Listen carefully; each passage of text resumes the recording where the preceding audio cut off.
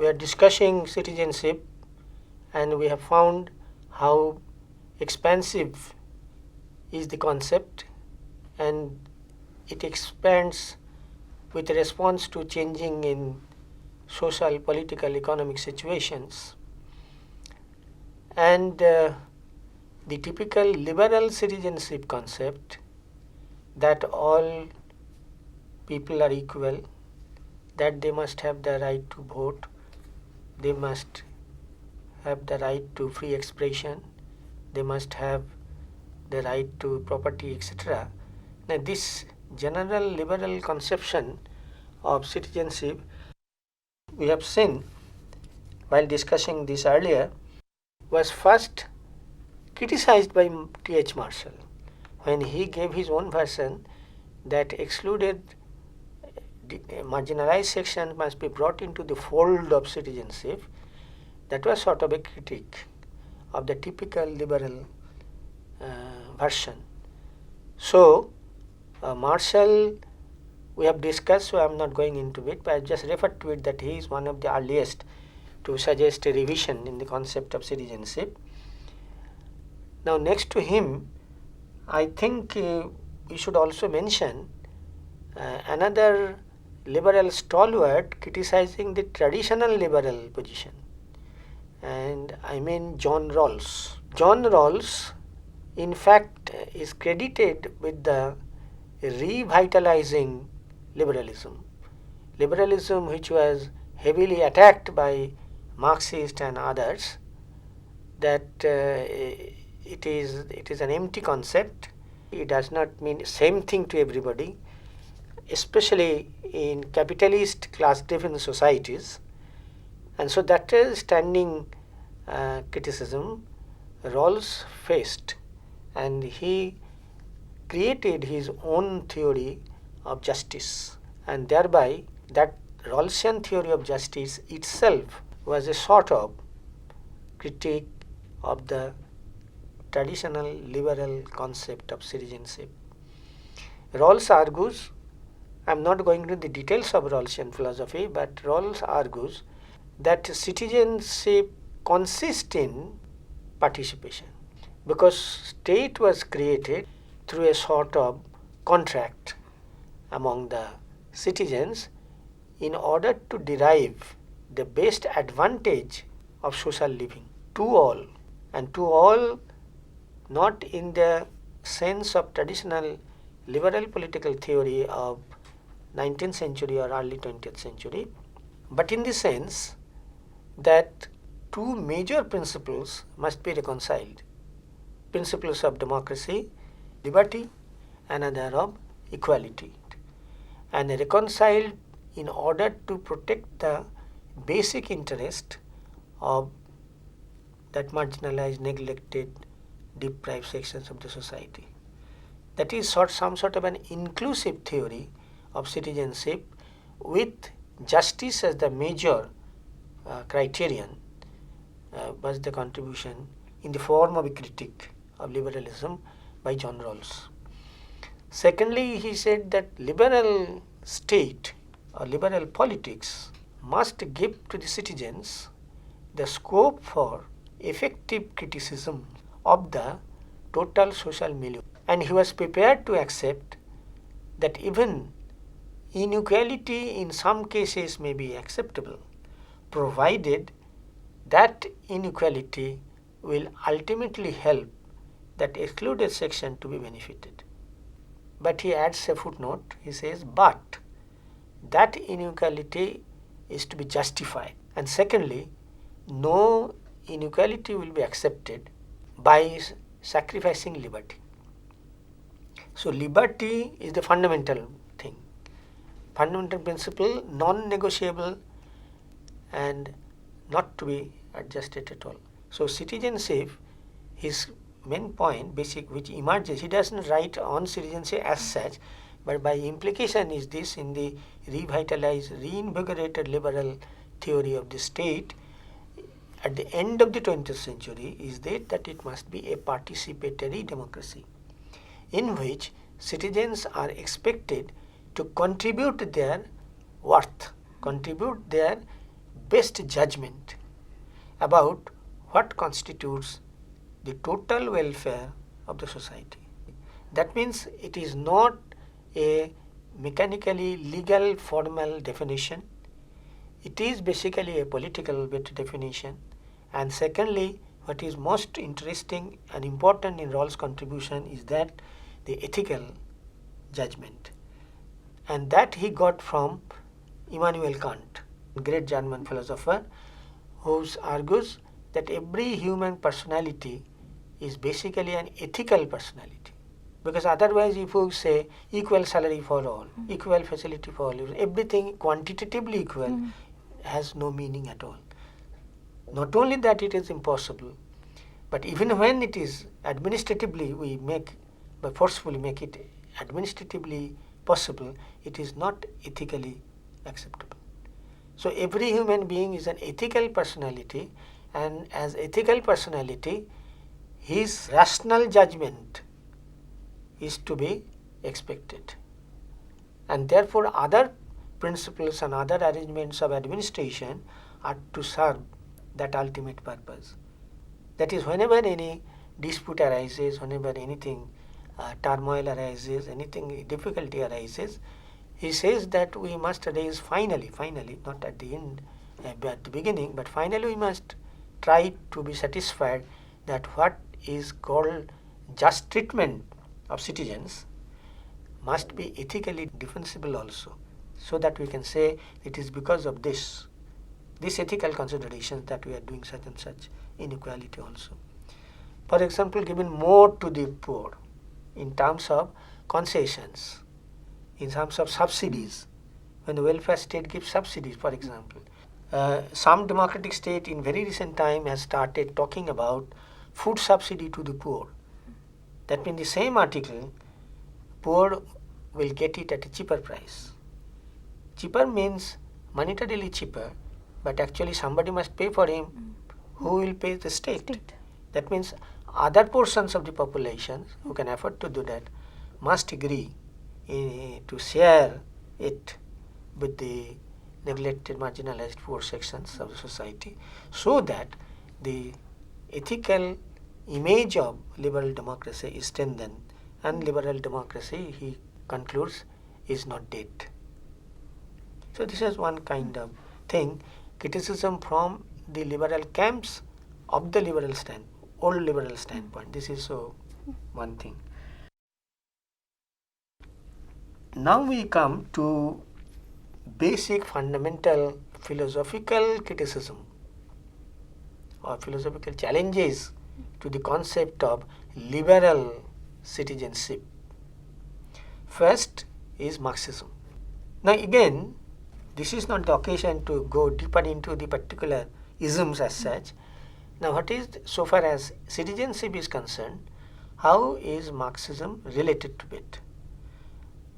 Try to see what is essence of Marxian approach to the state. That is class relations. Marx is of the opinion, after his vast research, that human society in all ages, and he says the human history, as a matter of fact, is the history of class struggles. That means a struggle between haves and the have-nots. And the haves means those who have control and ownership over the means of production and distribution. And the have-nots, those who have no wherewithal to fight with this discrimination. So finally, according to his scheme, he got an answer in class struggle, and class struggle leading finally to revolution by the powerless, by the proletariat, etc., etc. So from this general account of Marxism, what we get so far as citizenship is concerned, first point is that the very concept of a generalized liberal citizenship, this concept is vacuous, this concept is elusive. Marx argues that when society is divided into classes, and when there is class contradiction every time, every moment in respect to everything, then there cannot be any the liberal concept of citizenship. I hope you get the point. Yes, sir. No one general comprehensive concept of citizenship. Who is the citizen concerned we are talking to? He belongs to the haves or not to belongs to the have-nots. Now everybody is citizen, but citizen and everybody is equal. Traditional liberal philosophy insists that we are not discriminating anybody, but it is an empty concept. It is elusive concept. Because when, as Anatole France once, he made a very classic statement, yes, everybody is free in a liberal bourgeois democracy. So the poor and the underdogs are free to lie under the bridge, free to remain hungry. State or police will not enforce or make any coercion on the people who go without food. So that is the kind of empty equality, empty freedom. So something like this, Marx's argument is this, that under certain conditions, freedom of the press, independence of the judiciary, and free democratic elections, if these three conditions could be ensured, then in a bourgeois society we can think of some equality, we can think of some effective citizens. Otherwise, it is divided, citizenry is divided. Those who have, they are much more powerful than those who haven't anything except their physical labor, that is proletariat. So this is a standard, very standard but solid Marxian criticism. And therefore their target is that no one standard of citizenship could be there, and therefore one standard of rights we can talk. Marx was very specific. But at the same time, he accepted the concept of civil and political rights of the citizens, so far as right to freedom of speech. Well, it is bourgeoisie also champion it, Marx also champions it, there is an agreement on it. Freedom to vote, freedom, that means freedom to elect certain personalities or certain functionaries which claims to represent the interest of the electors. But now Marx says that nobody can represent the interest of others. So therefore it is useless and meaningless to talk about equality in bourgeois society. Yes, they are equal in the law, but who is going to guarantee that they are effectively equal? So what is the remedy in this case? Now, remedy in his formula, class struggle, class consciousness, then revolution, then communism. That means withering away of state. And that is the final. That's the final thing. So final thing, but everybody now finds and admits almost universally that it is utopian. Yeah, definitely. There is absolutely no indication at all of withering away the state. Rather, state is getting more and more powerful as technology is controlled by the state. So ordinary citizens as such. So basic point is the concept of citizen, this very word doesn't mean anything unless and until we give the total social context and the economic system, it makes no sense. That was the standard Marxian criticism. Now I come to a very recent in the sense from 1917 onwards basically, but not that recent in its origin, that is feminism. Because since the days of French Revolution, discussion has started that society is divided not only between haves and have-nots, but society is divided between male and female. And the society, bourgeois society, democratic society, so-called liberal society, is basically patriarchal in nature. So this is the standpoint with which they started that group, which is known as generally, the generic term is feminism or feminist, but there are dozens of feminists who do not agree one with another. They differ among themselves. But main focus is this, that these dominations of the male, the domination of the patriarch must be ended because it is unequal. So even so-called liberal democratic society, that society according to the feminists is not a free society. Second argument is this, that liberals use all rhetorics. Everybody is equal, everybody, all are universal suffrage. So all kinds of things they have preached. But the point they say that they have used the rhetoric of private and public interest. So public interest, everybody understands that what touches all. Now what is private interest?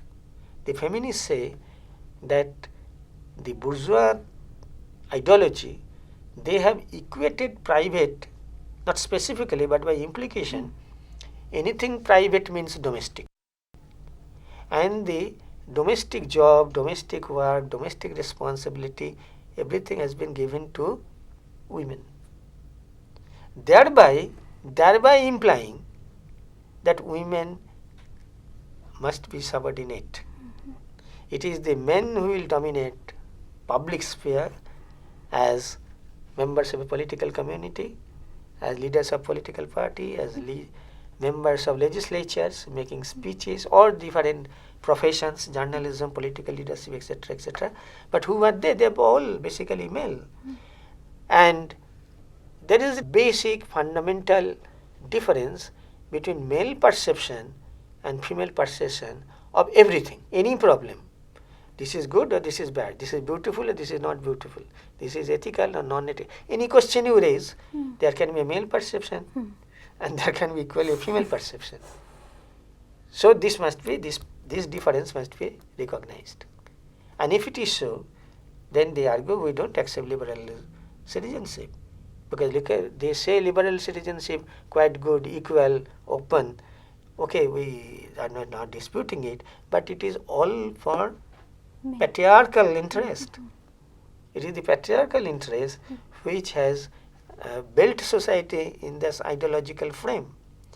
And therefore, there is a fundamental disagreement which cannot be rectified unless and until it is accepted that women and their perception and their interest, they are unique and must be accepted as such.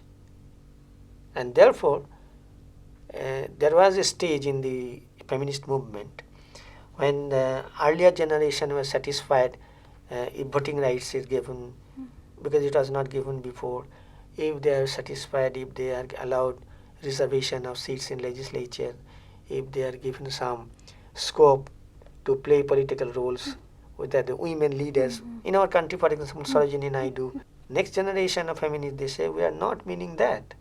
What we mean is this, that it must be accepted as such that subordination of women to the basic male perception must be removed.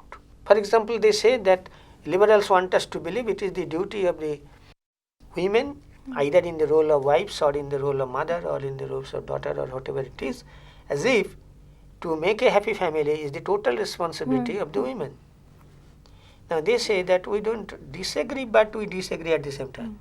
In the sense that yes, it depends to a large extent, but it does not depend to the whole extent to make a family happy. So we have grievances gender-wise, and therefore the rectification must be also gender-wise. So this is one point. Secondly, whenever liberals have talked about equality, equal citizenship, they didn't state it in so many words clearly and openly, but they have got some sort of an idea that when we say citizen, and this word citizen is applied to a woman, then what is her role according to liberal perception? The role is, well, that woman is free, but she is the wife of Mr. such and such, or she is the mother of such and such, as if identification of the female interest accepted, but again through male perception, isn't it? In our country, for example, great novelist Sharashchandra Chatterjee, so popular. Why? Because in his time the movement was not that popular in our developing countries.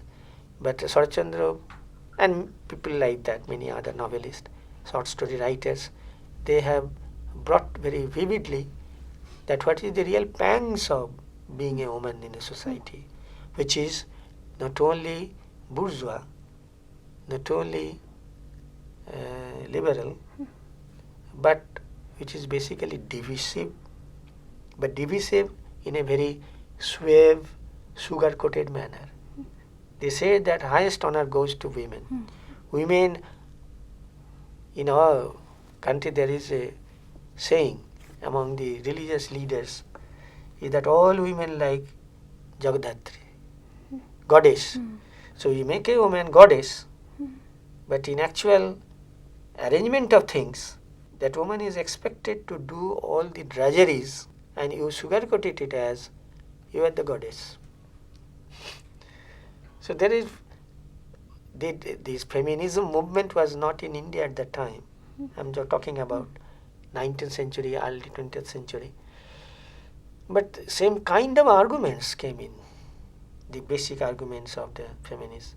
So far as citizen, now we come to the topic, citizenship, this concept is concerned, they say, well, unless it is defined clearly, which citizen in which context and with what perception and what role to play, then it is not acceptable to us.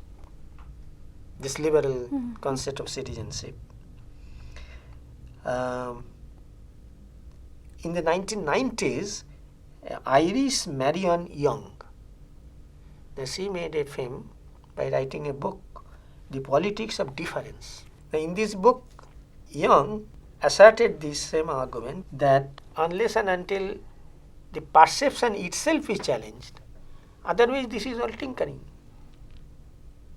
Otherwise it degenerates into reservations like this. So many seats, so many this. So this is not good. Now in very recent times, since 90s, new concern, mid-80s or 90s, new concerns has come to challenge the liberal concept of citizenship. First one is multiculturalism. And the second one is politics of minority rights. Multiculturalism, because of this context of globalization. People from one culture to another culture immigrate and then they settle and they are bound to mix with the local culture, and therefore the democratic state will be compelled, or it is the duty of the democratic state to resort to multiculturalism in policy making. That no injustice to different cultures so that they can coexist and make the liberal society enriched. So again, all these have got the detailed literature, but I am just referring tangentially to the concept of citizenship, that multicultural concept of citizenship. Kymlicka, Kymlicka, Kymlicka, he has a liberal theory of minority rights, meaning thereby all cultural groups are minorities vis-a-vis the majorities. So their rights are to be protected. Bhikhu Parekh has also said that not only this, there is some sort of an inner conflict between multiculturalism itself, that same culture, they attack one another. Salman Rushdie, Taslima Nasrin, they have been attacked by the Muslims themselves. So there is some difficulty within the concept of minority rights. Is there a relationship between multiculturalism and globalization and minority rights? No, relationship, they are tagged together, they come one after another in that relation, in a new context. And the new second thing is another new republicanism. We have seen in the other class that civic republicanism was there earlier. Now this is a new kind of republicanism which has come, which has two dimensions. One is radical pluralist, that is the concept of active citizenship. Chantal Mouffe is champion of this. Michael Walzer is champion of this. And another is communitarian view. The McIntyre, Sandel, they said not the individual. Liberals' weakness is this, that they emphasize and focus on the individual. But what is the individual? Every individual is the product of his culture and community. One cannot think of individual personality without reference to the community he or she belongs. So community is to be the focus, and therefore individual all talk of individual rights, individual freedom, individual citizenship, they are bogus unless and until we take note of this communitarianism. And finally, the latest position, that means during the last 30-40 years, a new concept has emerged in what we may call the world citizenship concept. Now there is a basic product of a change in international law. That international law basically means that it is the law among the nations, states. But now, very recently, during the last 20 years or so, international law as an academic discipline, they have accepted the position, not states as such, but even we are entitled to take the cases of individuals as subjects of law. This is one advancement. And the second one is that because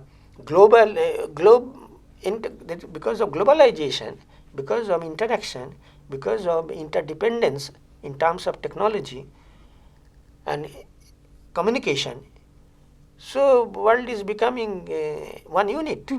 And so therefore citizenship not in terms of nation, Indian citizen, Russian citizen, British citizen, not in that time.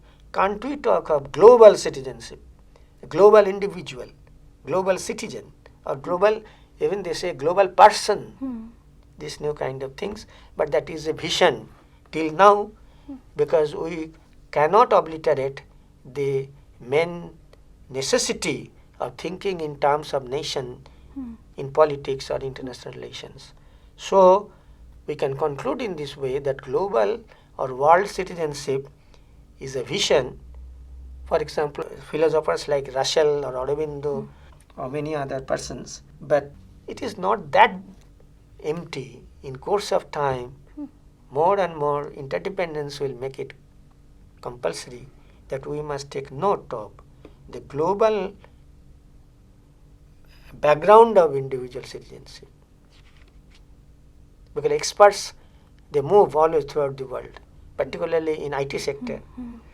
So they spend the night in Calcutta and they take the breakfast in another country, lunch another country. They are moving all the time, moving because of their expertise, because of their technological power. So maybe in course of time, citizenship notion will again be expanded, just as we noted it is a product of evolution.